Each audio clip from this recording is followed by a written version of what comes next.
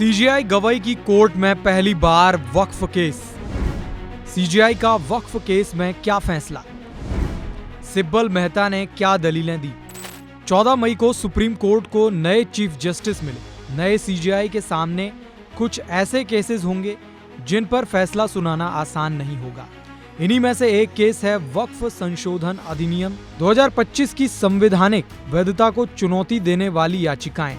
15 मई यानी आज CJI BR Gavai की कोर्ट में वक्फ केस पर सुनवाई थी। सबकी नजरें सुबह से ही सुप्रीम कोर्ट के गलियारों पर टिकी थी। सबके मन में यही सवाल था कि आखिर नए सीजेआई बीआर गवई वक्फ केस में क्या आज ही फैसला सुना देंगे या फिर कपिल सिब्बल की टीम और सॉलिसिटर जनरल तुषार मेहता में जमकर बहस देखी जाएगी। सुप्रीम कोर्ट में वक्फ केस पर 15 मई यानी आज क्या क्या हुआ, सुप्रीम कोर्ट के वकील वरुण सिन्हा ने क्या बताया। आज जो वक्फ अमेंडमेंट 2025 का मामला माननीय सर्वोच्च न्यायालय में सूचीबद्ध हुआ था, आज मामले की सुनवाई करते हुए इंटरिम रिलीफ की बात जो मुस्लिम पक्ष जो याचिका करता है उनके तरफ से कही गई।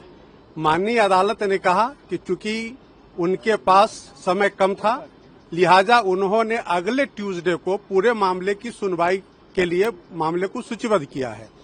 ट्यूसडे को मुस्लिम पक्ष और जो गवर्नमेंट के जो अमेंडमेंट बिल है उसके समर्थन में जितने पक्षकार हैं यानी इंटरवेनर्स हैं उन सबों को सुना जाएगा।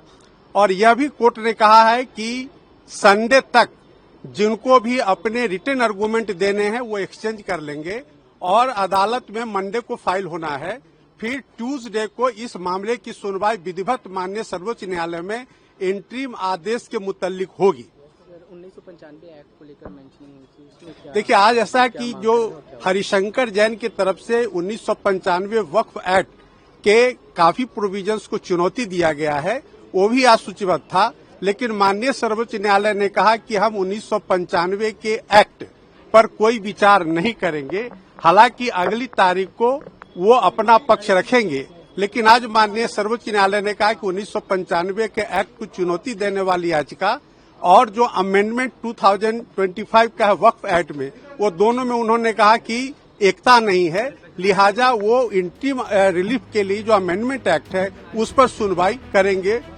सीजेआई गवई ने वक्फ केस में आज सुनवाई नहीं की। इसके लिए उन्होंने नई तारीख 20 मई को दी है। हालांकि केंद्र सरकार की तरफ से जिरह के पेश सॉलिसिटर जनरल तुषार मेहता ने सुप्रीम कोर्ट को ये आश्वासन जरूर दिया है कि वक्फ के मामले में किसी भी तरह का बदलाव नहीं किया जाएगा। हालांकि केंद्र सरकार को ऐसा करने के आदेश सुप्रीम कोर्ट में सुनवाई के दौरान पूर्व सीजेआई संजीव खन्ना ने दिए थे। बहरहाल अब सुप्रीम कोर्ट पर 20 मई को सबकी नजरें टिकी हुई हैं, क्योंकि वक्फ अधिनियम पर सुप्रीम कोर्ट में चल रहे इस केस पर पूरे देश की नजरें टिकी हैं।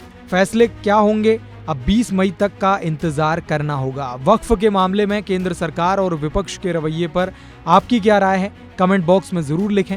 फिलहाल इस खबर में बस इतना ही। बाकी अपडेट्स के लिए जुड़े रहें वन इंडिया हिंदी के साथ।